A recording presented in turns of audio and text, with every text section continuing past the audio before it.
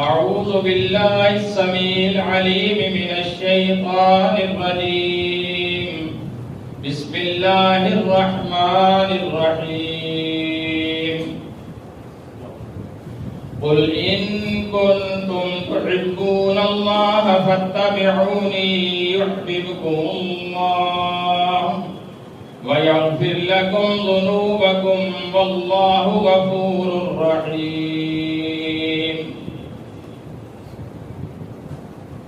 اللہ رب العزت کی تعریف و تقدیس اور آمنہ کے لال پیغمبر بے مثال صاحب شرف و کمال ساری کائنات کے آپ کے اور میرے سردار اور آقا جناب محمد رسول اللہ صلی اللہ علیہ وسلم کی ذات بابرکات پر انگنت بار درود اور سلام کے بعد اللہ احکم الحاکمین کی پررحمت پرحکمت اور پاک کتاب میں سے جو آیت مبارکہ میں نے آپ کے سامنے تلاوت کی ہے، اللہ رب العزت رسول کائنات صلی اللہ علیہ وسلم کی زبان مبارک سے یہ اعلان کرواتے ہیں کہ پیارے پیغمبر آپ فرما دیجئے ان کنتم تحبون اللہ، اگر تم اللہ سے محبت کرتے ہو، محبت کا دعویٰ کرتے ہو، فاتبعونی، تو پھر اس کی دلیل میری اتباع ہے، میری اتباع کرو. یحببکم اللہ، اس کا نتیجہ کیا ہوگا کہ اللہ بھی تم سے محبت کرے گا، اور اس محبت کا نتیجہ کیا ہوگا؟ یغفر لکم ذنوبکم، اللہ تمہارے گناہوں کو معاف کر دے گا. واللہ غفور الرحیم، اور بے شک اللہ تعالیٰ کو معاف کرنے والا انتہائی مہربان ہے. یہ اللہ رب العزت نے اعلان فرما دیا کہ میری محبت کا دعویٰ تب تمہارا سچ ثابت ہوگا کہ اگر تم میرے پیغمبر کی اطاعت کرو. اگر اتباع اور اطاعت نہیں ہے تو لاکھ تم دعوے کرو، تم اپنے دعوے کے اندر سچے نہیں ہو. رسول اللہ صلی اللہ علیہ وسلم سے محبت فرض ہے، کیونکہ آپ صلی اللہ علیہ وسلم کے امت پر بہت احسان ہے. اور فرمایا والذی نفسی بیدہ لا یؤمن احدکم حتی احب اکون الیہ من والدہ وولدہ والناس اجمعین، کیونکہ تم میں سے کوئی بندہ مومن ہو ہی نہیں سکتا. نبی کی محبت ہمارے ایمان کا حصہ نہیں ہے، کل ایمان ہے. اگر نبی سے محبت نہیں ہے تو ایمان کا دعویٰ جھوٹ ہے. نبی سے محبت کرنا یہ ہمارا ایمان ہے، کیونکہ اللہ کے رسول خود فرماتے ہیں قسم ہے مجھے اس ذات کی جس کے ہاتھ میں میری جان ہے، لا یؤمن احدکم، تم میں سے کوئی بندہ مومن ہو ہی نہیں سکتا، حتی احب اکون الیہ من والدہ وولدہ والناس اجمعین، یہاں تک کہ وہ اپنے ماں باپ سے، اپنی اولاد سے اور کائنات کی ہر چیز سے بڑھ کر وہ میرے ساتھ محبت نہ کرتا ہو، اس وقت بندہ اپنے ایمان کے دعوے میں سچا نہیں. تو لہذا نبی صلی اللہ علیہ وسلم سے محبت یہ فرض ٹھہری، لیکن محبت کا معیار ایک وہ ہے جس کو ہم سمجھیں، اور ایک محبت کا معیار وہ ہے جس کو اللہ اور اس کے رسول نے قائم کیا. جو ہم خود ساختہ محبت کرتے ہیں وہ محبت تو ایک مشرک ہے مکہ کا، وہ مکہ کے گلی کوچوں اپنے نوجوان بیٹوں کو کھڑا کرتا ہے، کہتا ہے کہ اللہ کے رسول یہاں سے گزرے تو انہیں کوئی بندہ تکلیف نہ پہنچانے پائے، تو ہم نے ان کی حفاظت کرنی ہے. یہ بھی تو محبت کرتا ہے نا، لیکن ایمان نہیں لایا.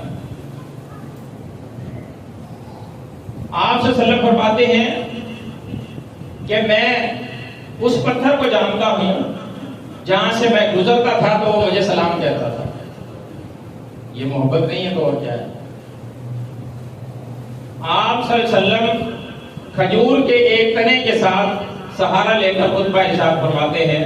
جب آپ کے لیے ممبر تیار کر دیا گیا اور آپ نے اس کھجور کے تنے کو چھوڑ کر ممبر پر جلوہ افروز ہوئے اور خطبہ شروع کیا تو کھجور کے اس تنے نے چھوٹے بچے کی طرح بلک کر رونا شروع کر دیا.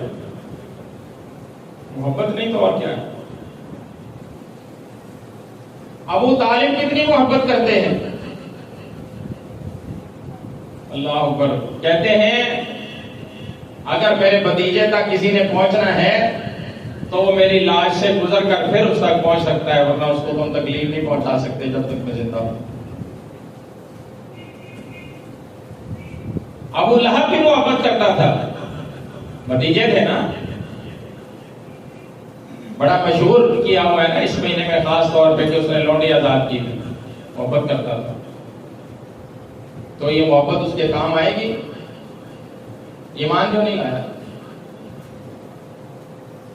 تو محبت کا معیار وہ نہیں ہے جو ہم خود کام کر لیں. ہم وہ کام شروع کر دیں نبی کی محبت میں جو آج تک کسی نے نہیں کیے، نہ نبی صلی اللہ علیہ وسلم کے دور میں ہوئے، نہ نبی صلی اللہ علیہ وسلم کے بعد کسی دور کے اندر ہوئے. حتیٰ کہ وہ ادوار جن میں رسول اللہ صلی اللہ علیہ وسلم نے خود فرمایا خیر القرون قرنی ثم الذین یلونہم ثم الذین یلونہم، کہ بہترین زمانہ میرا زمانہ ہے، پھر اس کے بعد میرے بعد کا زمانہ، پھر اس کے بعد میرے بعد کا زمانہ. ان ادوار میں بھی جو کام نہ ہوئے ہوں. ابو بکر صدیق رضی اللہ عنہ کا 2 سالہ دور خلافت، حضرت عمر فاروق رضی اللہ عنہ کا 10 سالہ دور خلافت، 12 سالہ دور خلافت عثمان غنی رضی اللہ عنہ کا، اور 6 سالہ دور حضرت علی رضی اللہ عنہ کا. ان سے بڑھ کر بھی کوئی نبی صلی اللہ علیہ وسلم سے محبت کر سکتا ہے؟ کیا محبت کا وہ معیار انہوں نے پیش کیا جو آج ہم کر رہے ہیں؟ یہ وہ زمانہ جو آپ صلی اللہ علیہ وسلم کے ساتھ کا زمانہ ہے جس کی آپ نے گارنٹی دی کہ یہ بہترین زمانہ ہے. اس سے آگے آئیے 110 ہجری سے 180 ہجری تک تابعین کا دور ہے. ثم الذین یلونہم، میرے بعد کا زمانہ، یہ ان کا زمانہ ہے. اس زمانے کے اندر کوئی ایسی خرافات محبت کے نام پر کی گئی ہوں جو آج کی جاتی ہے. 180 ہجری سے 220 ہجری تک تبا تابعین کا زمانہ ہے. اس کے اندر کوئی ایسا کام کیا گیا محبت کے نام پر جو آج کیا جاتا ہے. اس سے آگے آئیے امام ابو حنیفہ رحمہ اللہ، 70 سالہ ان کا دور، 56 سال امام شافعی رحمۃ اللہ علیہ کا دور، 89 سال، ایک کم 90 سال امام مالک رحمۃ اللہ علیہ کا دور، اور 77 سال امام ابن احمد بن حنبل رحمہ اللہ کا دور. اس دور کے اندر کوئی ایسا کام کیا گیا ہو جو محبت کے نام پر آج کیا جاتا ہے؟ جب نہیں کیا جاتا تو اس کا مطلب ہے کہ یہ محبت کا معیار نہیں ہے. اور کون ہے امام شافعی رحمۃ اللہ علیہ؟ کیونکہ محبت مشروط ہے آپ کی اطاعت کے ساتھ. آپ نے فرمایا من احب سنتی فقد احبانی ومن احبانی کان معی فی الجنہ. محبت آپ کی سنت کے ساتھ محبت ہے، آپ کی اطاعت کے ساتھ مشروط ہے، آپ کی اتباع کے ساتھ مشروط ہے. بات آپ کی کوئی نہ مانی جائے، اپنی من مانی کی جائے، اپنی بھی مرضی کی جائے، اور اپنی مرضی کا محبت کا معیار قائم کر لیا جائے اور اس پر چلتے چلاتے زندگی گزار دی جائے تو اس کا انسان کو کوئی فائدہ نہیں ہوگا. من احب سنتی، جس نے میری سنت کے ساتھ محبت کی. امام شافعی کا میں نے جیسے عرض کیا کہ 56 سالہ دور ایسا کوئی کام نہ ہوا. بات یاد آ گئی، امام شافعی رحمہ اللہ کے پاس ایک بندہ گیا، کہنے لگا امام صاحب ایک سوال کرنے لگا ہوں، اگر ناراض نہ ہو تو کر لوں. کہتے ہیں ہاں کرو. کہنے لگے اگر ہم آپ سے کوئی حدیث رسول سنیں اور آپ کا عمل اس کے خلاف ہو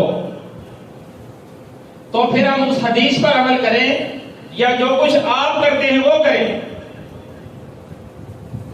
امام شافعی رحمۃ اللہ علیہ کا رنگ غصے کے ساتھ سرخ ہو گیا اور کہنے لگے تو مجھے کیا سمجھتا ہے؟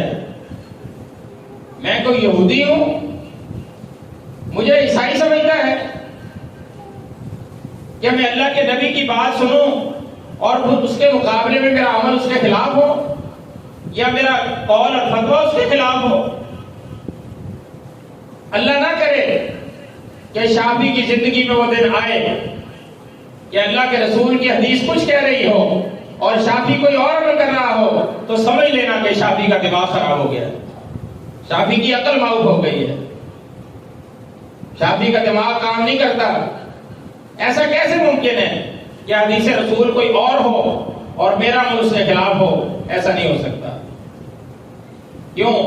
انما کان قول المؤمنین اذا دعوا الى الله ورسوله ليحكم بينهم ان يقولوا سمعنا واطعنا۔ مومن کا کام تو یہی ہے کہ جب اللہ کے رسول کسی بات کا حکم دے دیں لِيَحْكُمَ بَيْنَهُمْ تو ان کا کیا رویہ ہونا چاہیے؟ ان يقولوا وہ آگے سے کہیں گے سمعنا واطعنا، ہم نے سن لیا اور ہم نے مان لیا، ہم نے فرمانبرداری کی۔ یہ ہے محبت کا معیار۔ دوسری جگہ اللہ رب العزت نے ارشاد فرمایا قُلْ إِنْ كَانَ آبَاؤُكُمْ وَأَبْنَاؤُكُمْ وَأَزْوَاجُكُمْ وَعَشِيرَتُكُمْ وَأَمْوَالٌ اقْتَرَفْتُمُوهَا وَتِجَارَةٌ تَخْشَوْنَ كَسَادَهَا وَمَسَاكِنُ تَرْضَوْنَهَا أَحَبَّ إِلَيْكُم مِّنَ اللَّهِ وَرَسُولِهِ وَجِهَادٍ فِي سَبِيلِهِ فَتَرَبَّصُوا حَتَّىٰ يَأْتِيَ اللَّهُ بِأَمْرِهِ۔ اگر تمہیں اپنے آباء و اجداد، اپنی اولادیں، اپنی بیویاں، اپنے رشتہ دار، اپنے کمائے ہوئے مال اور وہ تجارتیں جن کے اندر تم نقصان کا خوف رکھتے ہو اور وہ بہترین رہائش گاہیں جن کے اندر رہنا تم پسند کرتے ہو، اگر اللہ اور اس کے رسول سے تمہیں زیادہ محبوب ہیں تو پھر اللہ تعالیٰ کے فیصلے کا انتظار کرو، یعنی اللہ کے عذاب کا انتظار کرو۔ تو ہر چیز سے بڑھ کر محبت جو ہے وہ اللہ کے رسول کی اگر دل میں ہے تو بندے کا ایمان ہے اور یہ انسان کے لیے نجات کا ذریعہ ہے۔ کیونکہ خود رسول کائنات صلی اللہ علیہ وسلم نے فرمایا من احب سنتی فقد احبنی ومن احبنی کان معی فی الجنہ۔ جو میرے ساتھ محبت کرتا ہے وہ میری سنت کے ساتھ محبت کرے، جو میری سنت سے محبت کرتا ہے وہ میرے ساتھ محبت کے دعوے میں سچا ہے، اور جو میرے ساتھ محبت کرے گا وہ میرے ساتھ جنت کے اندر ہوگا۔ ایک صحابی ہیں، بڑے پریشان ہو کے رسول صلی اللہ علیہ وسلم کی خدمت کے اندر حاضر ہوتے ہیں۔ اللہ کے رسول، ہمیں آپ سے بڑی محبت ہے، دنیا کے اندر جب ہماری طبیعت اداس ہوتی ہے ہم بھاگتے دوڑتے آپ کی خدمت کے اندر آتے ہیں، آپ کا دیدار کرتے ہیں، ہماری طبیعتوں میں سکون آ جاتا ہے۔ دنیا سے جانے کے بعد اگر ہم جنت کے اندر چلے گئے تو آپ کے تو جنت میں بڑے بڑے درجات ہوں گے بلند، اور ہم ہوں گے تو کئی نچلے درجے کی جنت میں ہوں گے۔ تو ہمیں بتائیے کہ وہاں اگر ہماری طبیعت اداس ہو جائے تو ہم آپ سے کس طرح سے ملاقات کر سکتے ہیں، اس کی کیا صورت ہے؟ تو آپ صلی اللہ علیہ وسلم نے فرمایا من یطع اللہ والرسول فاولئک مع الذین انعم اللہ علیہم من النبیین والصدیقین والشہداء والصالحین وحسن اولئک رفیقا۔ کیا ایک بہترین رفیق ہے جس کو یہ مشورہ ہے۔ اور صلی اللہ علیہ وسلم کی رفاقت، آپ صلی اللہ علیہ وسلم کا پڑوس، اس کی کیا شرط رکھی ہے؟ من یطع اللہ والرسول، جو اللہ اس کے رسول کی اطاعت کرے، یہ لوگ ہوں گے جن پر اللہ کا انعام ہوا انعم اللہ علیہم۔ اور انعام کس صورت میں ہوگا؟ من النبیین والصدیقین والشہداء والصالحین۔ اللہ تعالیٰ ان لوگوں کا ساتھ نصیب کرے گا۔ تو دعا کریں کہ اللہ تعالیٰ ہمیں اپنے پیارے پیغمبر سے پکی اور سچی محبت کرنے کی توفیق عطا فرمائے۔ رسول اللہ صلی اللہ علیہ وسلم نے فرمایا کل امتی یدخلون الجنہ الا من ابا، ہر شخص جنت میں داخل ہوگا لیکن ماں سوائے ان کے جنہوں نے خود جنت میں جانے سے انکار کر دیا۔ اللہ کے رسول قیل ومن ابا یا رسول اللہ، کوئی ایسے بھی بدبخت ہوں گے جو جنت میں جانے سے خود انکار کر دیں؟ رسول صلی اللہ علیہ وسلم نے فرمایا قال من اطاعنی دخل الجنہ، جس نے میری اطاعت کی وہ جنت میں داخل ہوگا، ومن عصانی فقد ابا، جس نے میری نافرمانی کی گویا اس میں جنت میں جانے سے انکار کر دیا۔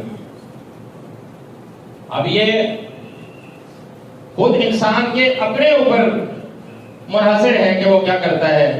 اگر وہ رسول صلی اللہ علیہ وسلم کی اطاعت کر رہا ہے تو ایسے سمجھے کہ وہ جنت میں جانے کو خود سامان کر رہا ہے، اور اگر اللہ کے رسول کی نافرمانی کر رہا ہے تو وہ جنت میں جانے سے انکار کر رہا ہے۔ حذیفہ بن یمان رضی اللہ عنہ نے ایک شخص کو دیکھا جو جلدی جلدی نماز پڑھ رہا تھا، نہ سنت کا لحاظ اور نہ رکوع اور سجدے کے اندر استراحت۔ کہا تو کب سے ایسی نماز پڑھ رہا ہے؟ کہا کہ مجھے 40 سال ہو گئے اس طرح کی نماز پڑھتے۔ تو کیا کہتے ہیں صاحب بن یمان رضی اللہ عنہ؟ کہتے ہیں اچھا اس کا مطلب ہے تو نے ایک بھی نماز نہیں پڑھی، 40 سال میں کوئی نماز تو نے نہیں پڑھی؟ یاد رکھ اگر اسی حالت میں تیری موت آ گئی تو مسلمان ہونے کی حیثیت سے دنیا سے نہیں جائے گا، کیونکہ تو نے رسول اللہ علیہ وسلم کی سنت کا لحاظ نہیں رکھا نماز کے اندر۔ اسی لیے آپ صلی اللہ علیہ وسلم نے فرمایا صلو کما رأیتمونی اصلی، نماز اس طرح سے پڑھو جیسے مجھے پڑھتے دیکھتے ہو۔ لیکن ہم کیسی نماز پڑھتے ہیں؟ جیسے ہمارا دل چاہتا ہے، جیسے ہمارے بڑے پڑھتے تھے، جیسے ہمارے امام نے کہا ہے، جیسے ہمارے مسجد کے مولوی صاحب پڑھتے ہیں، سنت کا لحاظ نہیں رکھتے۔ نماز وہ اللہ کے ہاں قابل قبول ہے جو نبی صلی اللہ علیہ وسلم کے طریقے پر پڑھی جائے۔ آپ نے فرمایا خذوا عنی مناسککم، حج کے طریقے مجھ سے سیکھ لو۔ گویا کہ اللہ کے رسول نے ہر معاملے کے اندر رہنمائی فرمائی ہے، اور اس طریقے پر اگر ہم چل رہے ہیں تو یہ آپ کے ساتھ محبت کی دلیل ہے، اور زبانی دعویٰ کسی کام کا نہیں۔ آپ نے فرمایا میرے طریقے پر جو بندہ وضو کرتا ہے اور پھر میرے طریقے پر 2 رکعت نماز پڑھتا ہے، اللہ تعالیٰ اس کے سابقہ گناہوں کو معاف کر دیتے ہیں۔ اور نماز کتنی پڑھی ہے؟ 2 رکعت۔ اور ایک بندہ 40 سال سے پڑھ رہا ہے اور حذیفہ بن یمان کو کہتے تو نے پڑھی نہیں ہے۔ اور ایک بندہ لاہور میں مجھ سے ملا، مجھے کہنے لگا میں نے شب برات میں 400 رکعتیں نماز پڑھی ہے، 400 نوافل ادا کی۔ اب رات بھر کے اندر 400 نوافل جو پڑھے ہوں گے تو اس کے اندر کیا پڑھا ہوگا؟ اس سے کتنا بہتر ہے کہ 2 رکعت پڑھے لیکن ان کو نبی صلی اللہ علیہ وسلم کے طریقے پر۔ ہمیں دنیا جہان کی ہر چیز کا پتہ ہے، کاروبار کیسے کرنا ہے، اچھی چیز کہاں سے ملتی ہے، رعایت کہاں سے ملتی ہے، کون سی چیز کہاں سے خریدنی ہے۔ کیا دین کے معاملے کے اندر ہم اتنا وقت بھی نہیں نکال سکتے تھے؟ کم از کم ہم خود مطالعہ کریں کہ نماز کیا ہے، روزہ کس طرح سے ہے، حج کا طریقہ کیا ہے، سنت کیا ہے، نبی صلی اللہ علیہ وسلم کس طرح سے زندگی گزار کے گئے ہیں، کون سے اعمال کو کس طرح سے بتا کے گئے ہیں۔ ہم کہتے ہیں بس جام پہ لگا ہوا وہاں لگا رہے۔ اللہ اکبر۔ رسول اللہ صلی اللہ علیہ وسلم بار بار آسمان کی طرف نظریں اٹھا کر دیکھتے ہیں اور دل میں خواہش یہ ہے کہ قبلہ بیت المقدس کی بجائے بیت اللہ کی طرف ہو جائے۔ یہ آپ کے دل کی ایک خواہش ہے۔ اللہ تعالیٰ نے اس خواہش کو قرآن مجید میں بیان کیا ہے، اور قد نرى تقلب وجهك في السماء فلنولينك قبلة ترضاها۔ آپ کا بار بار آسمان کی طرف چہرہ اٹھانا ہم نے دیکھ لیا، اور ہم آپ کو اسی قبلے کی طرف رہنمائی کرتے ہیں جس کو آپ پسند کرتے ہیں، اور آپ کو اجازت ہوئی اور آپ نے بیت اللہ الحرام کی طرف منہ کر کے نمازیں پڑھنا شروع کی۔ ایک صحابی رسول جو آپ صلی اللہ علیہ وسلم کے ساتھ نماز پڑھ کے نکلا ہے، آگے دیکھا ایک قبیلے کے اندر لوگ بیت المقدس کی طرف منہ کر کے نماز پڑھ رہے ہیں اور وہ حالت رکوع کے اندر ہے۔ جا کر یہ آیت پڑھتا ہے اور اللہ کے رسول کا فرمان سناتا ہے، تو ان سعادت مند لوگوں نے رکوع سے سر اٹھانے کی جرات نہیں کی، بلکہ رکوع کی حالت کے اندر بیت اللہ الحرام کی طرف انہوں نے منہ موڑ لیا. یہ اطاعت ہے. یہ ہے جس کو اللہ فرماتے ہیں یقولوا سمعنا واطعنا، کہ جیسے حکم دیا جاتا ہے مومنوں کو تو وہ اس کے اندر پس و پیش سے کام نہیں لیتے، وہ اس کے اندر تاخیر نہیں کرتے، بلکہ وہ من و عن اسی طرح سے عمل کر گزرتے ہیں تاخیر کیے بغیر، اور کہتے ہیں سمعنا واطعنا، ہم نے سن لیا اور ہم نے مان لیا. حضرت عبداللہ ابن رواحہ رضی اللہ عنہ کا بڑا مشہور واقعہ ہے کہ آپ صلی اللہ علیہ وسلم نے ان کو حکم دیا کہ آپ نے صبح فجر کی نماز پڑھ کے اس دستے کو ساتھ لے کر فلاں مقام پر جانا ہے اور ان کے ساتھ مقابلہ کرنا ہے. اس لشکر کو روانہ کیا. جمعے کا دن تھا. عبداللہ ابن رواحہ رضی اللہ عنہ نے سوچا کہ میرے پاس تیز ترین سواری ہے، میں تو دوڑتا ہوا پیچھے ان کے ساتھ شامل ہو جاؤں گا. ان لوگوں کو تو روانہ کر دیا لیکن خود رک گئے اس نیت سے کہ میں مسجد نبوی کے اندر جمعہ پڑھ لوں، رسول اللہ صلی اللہ علیہ وسلم کی اقتداء کے اندر پڑھ لوں. ہو سکتا ہے کہ میری وہاں شہادت ہو جائے، دوبارہ مجھے موقع نہ ملے رسول اللہ صلی اللہ علیہ وسلم کے پیچھے جمعہ پڑھنے کا.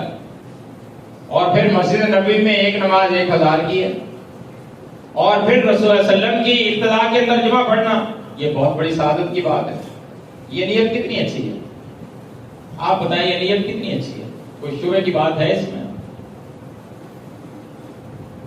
دیکھیں اگر رسول اللہ صلی اللہ علیہ وسلم کے فرمان کی خلاف ورزی ہو رہی ہو اور ہماری نیت کتنی بھی اچھی ہو تو اس نیت کا کوئی فائدہ نہیں.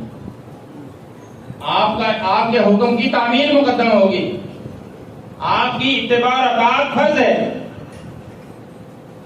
جمعہ شروع ہوا، آپ صلی اللہ علیہ وسلم ممبر پر جلوہ افروز ہوئے، دیکھا نمازیوں کے اندر عبداللہ ابن رواحہ بیٹھے ہوئے ہیں. آپ نے عبداللہ ابن رواحہ کو بلایا اور پوچھا کہ میں نے تو تمہیں کہا تھا کہ صبح کی نماز پڑھ کے روانہ ہو جانا ہے، ما منعک ان تغدو مع اصحابک، کس چیز نے تمہیں روک لیا کہ صبح تم میرے اصحاب کے ساتھ گئے نہیں جو میں نے تمہاری ذمہ داری لگائی تھی. اللہ اکبر. انہوں نے یہ ساری بات بیان کی جو میں نے آپ کے سامنے بیان کی ہے، اس وجہ سے میں نہیں گیا. آپ نے فرمایا لو انفقت ما فی الارض جميعا ما ادرکت فضل غدوتہم. عبداللہ ابن رواحہ کان کھول کر سن لو، جو میرے حکم پر صبح روانہ ہو گئے، تم روئے زمین کے خزانے خرچ کر دو تو ان کے ثواب کو نہیں پہنچ سکتے. ہم اپنی دانست میں 100 رکعت پڑھیں، 1000 رکعت پڑھیں، لیکن اللہ کے رسول کی سنت نہ ہو، اور ہم صرف 2 رکعتیں پڑھیں اور اس میں اللہ کے رسول کی سنت کو مقدم رکھا گیا ہو، تو رسول اللہ صلی اللہ علیہ وسلم فرماتے ہیں کہ اللہ تعالیٰ صاحب کے گناہوں کی معافی کر دیتا ہے. تو ایک معیار وہ ہے جو ہم نے محبت کا قائم کیا ہوا ہے، اور ایک معیار وہ ہے جو اللہ کے رسول ہمیں دیتے ہیں، اللہ ہمیں دیتے ہیں. اور وہ معیار کیا ہے کہ اللہ کے رسول کی اطاعت کی جائے، ورنہ تمہارے اعمال سارے کے سارے ضائع و باطل ہو جائیں گے. یا ایھا الذین آمنوا اطیعوا اللہ واطیعوا الرسول ولا تبطلوا اعمالکم.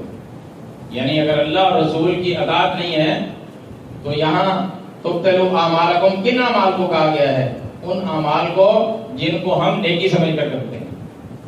بات اعمالی اور گناہ تو مراد نہیں ہے نا، وہ اعمال جن کو ہم نیک اعمال سمجھتے ہیں لیکن وہ اللہ اور رسول کے حکم پر نہیں ہیں، رسول صلی اللہ علیہ وسلم کی اطاعت و اتباع کے اندر نہیں ہیں، ہم نے خود سے بنا لیے،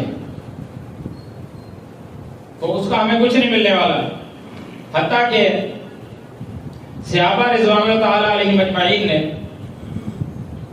دشمنوں کے ساتھ جو وعدے اور معاہدے کیے ہوئے تھے ان کے اندر بھی خواہ نفع ہوا یا نقصان ہوا، ان معاہدات کو پورا کرنے کی کوشش کی ہے، اپنے نفع کی خاطر ان معاہدوں کو توڑا نہیں ہے. کیوں کہ اللہ کے رسول کی وعید ہے بہت بڑی. سلیم بن عامر رضی اللہ عنہ امام ابو داؤد رضی سے ایک واقعہ نقل کرتے ہیں کہ معاویہ رضی اللہ عنہ اور رومیوں کے درمیان ایک معاہدہ تھا، اور وہ معاہدہ ختم ہونے سے پہلے انہوں نے اپنے ساتھیوں کو ساتھ لے کر ان کی طرف خروج کیا کہ وہ رات کی تاریکی میں ان پر حملہ آور ہوں اور فتح یاب ہو جائیں جب وہ سو رہے ہوں. لیکن عمر بن عیینہ رضی اللہ عنہ صحابی ہیں، انہوں نے کہا دیکھو سنو، وفا کرو، بے وفائی نہ کرو. اللہ کے رسول نے فرمایا ہے کہ جو وعدہ دشمن کے ساتھ بھی کر لو اس کو پورا کرو، اور جو بندہ اپنے معاہدوں کو پورا نہیں کرتا اور میرے حکم کی مخالفت کرتا ہے اللہ اس پر ذلت مسلط کر دیتا ہے. آج مسلمانوں پر ذلت کیوں مسلط ہے؟ نہ معیشت کے اندر، نہ معاشرت کے اندر، نہ امن چین کے اندر، نہ تجارت کے اندر، کسی چیز کے اندر امن اور چین اور سکون نہیں ہے. کیوں؟ اللہ کے رسول نے فرمایا جعل الذلة والصغار علی من خالف امری. اللہ تعالیٰ ذلت مسلط کر دیتا ہے میرے حکم کی خلاف ورزی کرنے کی وجہ سے. علی من خالف امری، جو میرے حکم کی خلاف ورزی کرے. لہذا انہوں نے جب یہ بات کی تو انہوں نے جو تیاری کی ہوئی تھی چڑھائی کی، وہ بالکل اس سے باز آ گئے اور رک گئے، اور انہوں نے اپنے ساتھیوں کو روک دیا، اور حضرت عمر بن عیینہ کے کہنے پر انہوں نے اپنا لشکر جو تھا وہ اس کو روک لیا. اسی طرح رسول اللہ صلی اللہ علیہ وسلم کی جب وفات ہوئی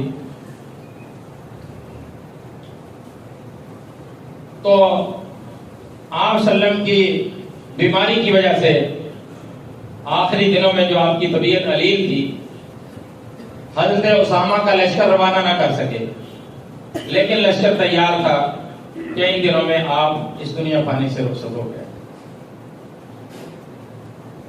اب آپ صلی اللہ علیہ وسلم کی تجہیز تکفین کے بعد حضرت ابو بکر صدیق رضی اللہ عنہ کو خلیفہ چن لیا گیا. انہوں نے کہا کہ میں